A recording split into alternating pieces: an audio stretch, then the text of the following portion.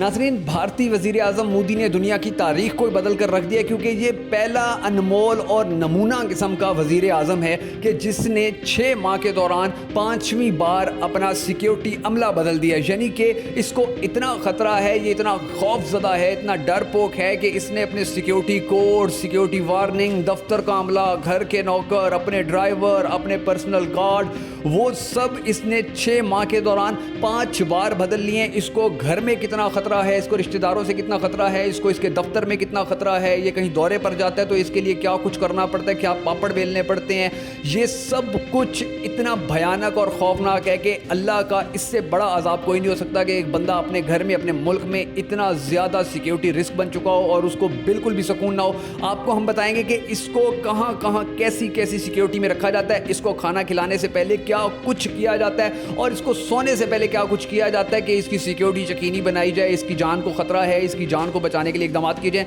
کیا کچھ مودی کے ساتھ اس وقت ہو رہا ہے وہ سب جاننے سے پہلے ہمارا چینل سبسکرائب کر لیں اور ہماری ویڈیو کو لائک کر لیں. ہم بیل آئیکن ضرور دبائیے گا تاکہ آپ کو ہماری تمام ویڈیوز بر وقت ملتی رہیں. ناظرین, دنیا کا پہلا وزیر اعظم ہے یہ مودی کہ جس نے 6 ماہ کے دوران 5 بار اپنی سیکیورٹی بدلی اور مودی کے گارڈز اس کو قتل کر سکتے ہیں. یہ خبریں کچھ عرصہ پہلے تک بہت چلتی رہی تھیں اور بھارتی خفیہ ایجنسیوں نے بھی مودی کو کئی بار بتایا ہے کہ بھیا آپ کو تو آپ کے سیکیورٹی گارڈ سے ہی خطرہ ہے کیونکہ اس کی سیکیورٹی کے اندر مسلمان بھی ہو سکتے ہیں, سکھ بھی ہو سکتے ہیں, عیسائی بھی ہو سکتے ہیں, دلت بھی ہو سکتے ہیں, اور اس نے سب کے اوپر ظلم کیا ہے. اس نے کسی کو نہیں چھوڑا ہندوؤں کے علاوہ. اس نے سب, اور ہندو بھی وہ جو اچھی ذات کے تھے, نیچ ذات کے جو ہندو ہیں, اس نے ان پہ بھی بڑے ظلم کروائے ہیں اور ان کو بھی بہت زیادہ ان کے جو جتنے بھی حقوق تھے ان سب سے محروم رکھا. اور اب سچویشن یہ ہے کہ اب اس کو اپنی جان کے لالے پڑے ہوئے ہیں. اس نے اپنے رشتہ داروں کے ساتھ بڑے برے سلوک کیے, بہت سارے قتل کروائے. اس کی وجہ سے اس کو اپنے رشتہ داروں سے بھی خطرہ ہے اور اندرونی طور پر اس کو جو بغاوت کا سامنا ہے ناظرین, بیرونی طور پر تو اب یعنی کہ چین نے اس کو ایسا جواب دیا ہے کہ یہ ساری زندگی اپنی اوقات یاد رکھے گا. دوسرے ممالک نے, چاہے وہ جاپان ہو یا امریکہ ہو یا روس ہو یا اسرائیل ہو, وہ ابھی تک کھل کے اس کے سامنے نہیں آئے یا اس کے ساتھ کھڑے نہیں ہوئے یا انہوں نے اعلان نہیں کیا کہ بھائی ہم مودی کے ساتھ کھڑے ہیں. یعنی کہ ایک طرف تو یہ ہے کہ یہ اپنے پڑوسیوں میں بالکل اکیلا ہو کے رہ گیا ہے, پھر اس کو جن دوستوں پر ناز تھا ان دوستوں نے بھی اس کو مشکل وقت میں اکیلا چھوڑ دیا ہے. اور اب اس کے ملک کی اندر کی سچویشن یہ ہے کہ اس کو اپنے ملک کے اندر, اپنے گھر کے اندر خطرہ ہوتا ہے. یہ وہی مودی ہے جو کہا کرتا تھا میں تو کسی بھی تھڑے پہ بیٹھ کے کھانا کھا سکتا ہوں, میں تو کہیں بھی بیٹھ کے چائے پی سکتا ہوں, مجھے تو اپنے ملک میں کوئی خطرہ نہیں ہے. اور اب سچویشن یہ ہے کہ کسی بھی تھڑے پہ کھانا کھانے والا, کسی بھی ہوٹل پہ جا کے عوام کے اندر بیٹھ کے گپیں ہانکنے کے دعوے کرنے والا یہ مودی اپنے گھر کا کھانا بھی جب بنتا ہے تو اس کو پہلے کھلاتا ہے, اپنے جو کک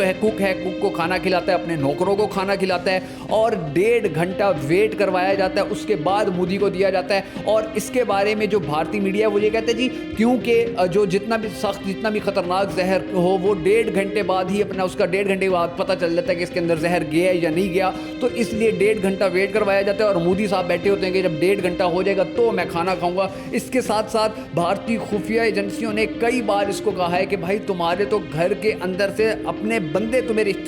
رشتہ دار تمہیں قتل کر سکتے ہیں, تمہارے پر تو اتنی سیکیورٹی ہائی رسک ہے کہ تم سوچ ہی نہیں سکتے ہو. مودی کہیں بھی اگر یہ جلسے کے لیے جاتا ہے, کسی کو ملنے کے لیے جاتا ہے, کہیں تقریر کرنے کے لیے جاتا ہے, تو صرف 5-6 لوگوں کو پتا ہوتا ہے کہ مودی نے کہاں جانا ہے, اس کے ڈرائیور کو پتا ہوتا ہے کہ مودی نے کہاں جانا ہے, اور جہاں یہ جاتا ہے ناظرین ان کو نہیں پتا ہوتا کہ مودی نے کب آنا ہے. بس ان کو ٹائم دیا ہوتا ہے, کبھی آدھا گھنٹہ پہلے پہنچتا ہے, کبھی یہ 3 گھنٹے بعد پہنچتا ہے, کبھی یہ 2 گھنٹے لیٹ پہنچتا ہے. یعنی کہ اس کی کوئی ٹائمنگ نہیں ہے. جب یہ وہاں پہنچنے والا ہوتا ہے تو 1 منٹ پہلے بتایا جاتا ہے یا آدھا منٹ پہلے بتایا جاتا ہے کہ جی ہم پہنچ گئے ہیں, اور کس راستے سے پہنچے ہیں یہ بھی کسی کو نہیں بتایا جاتا. اور اس کے گارڈ چینج کر دیے جاتے ہیں, اس کے نوکر چینج کر دیے جاتے ہیں ہر 5 ماہ بعد, ہر 6 ماہ بعد, کہ اگر کوئی سکھ گارڈ تھا, کوئی مسلمان اس کا نوکر تھا, یا کوئی دلت تھا اس کا مالی تھا, تو یہ ان سب کو تبدیل کر دیا جاتا ہے کیونکہ اس کو اتنا خطرہ ہے کہ اب یہ اپنے گھر میں بھی سکون سے نہیں رہ سکے گا اور اپنے گھر کے رشتہ داروں سے, اپنے گھر والوں سے, ہندوؤں سے, مسلمانوں سے, اس کو ہر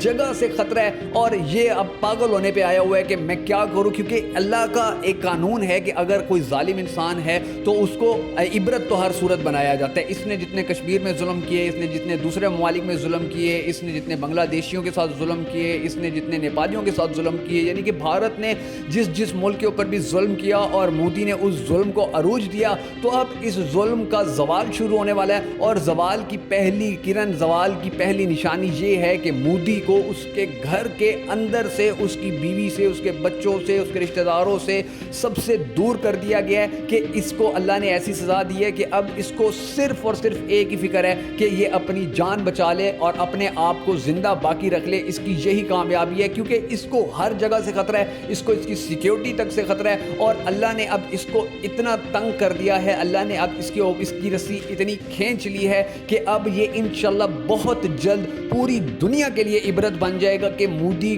کا نام لے کر لوگ کہا کریں گے کہ یار اس جیسا ظالم انسان بھی کوئی نہیں تھا. اور اللہ نے اس کو جتنی بڑی سزا دی ہے, اتنی بڑی سزا بھی شاید مسلمان تاریخ میں کسی کو ملی ہوگی. لیکن امید ہے, دعا ہے کشمیری بہن بھائیوں کے لیے, خالصتان کے لیے, پاکستانیوں کے لیے, پوری دنیا کے مظلوموں کے لیے کہ پوری دنیا کے مظلوموں کو جہاں جہاں یہ مودی یا اس مودی جیسے دوسرے موذی مسلمانوں پر, ہندوؤں پر, دلتوں پر, عیسائیوں پر یا کسی پہ بھی ظلم کر رہے ہیں, تو اللہ ان سب کا انجام بد سے بد کرے اور ان مظلوم انسانوں کی, ان سب حکمرانوں سے, چاہے وہ مودی ہو کوئی, چاہے وہ کوئی موذی ہو, ان سب سے جان چھڑوائے اور اس دنیا کا امن ایک بار پھر ایسا ہو جائے کہ ہر انسان ریلیکس ہو کے زندگی گزارے اور ریلیکس ہو کے اپنے خاندان کے ساتھ, اپنے بہن بھائیوں کے ساتھ ایک اچھی زندگی گزارے. اس کو پریشانی نہ ہو کہ مودی جیسے جو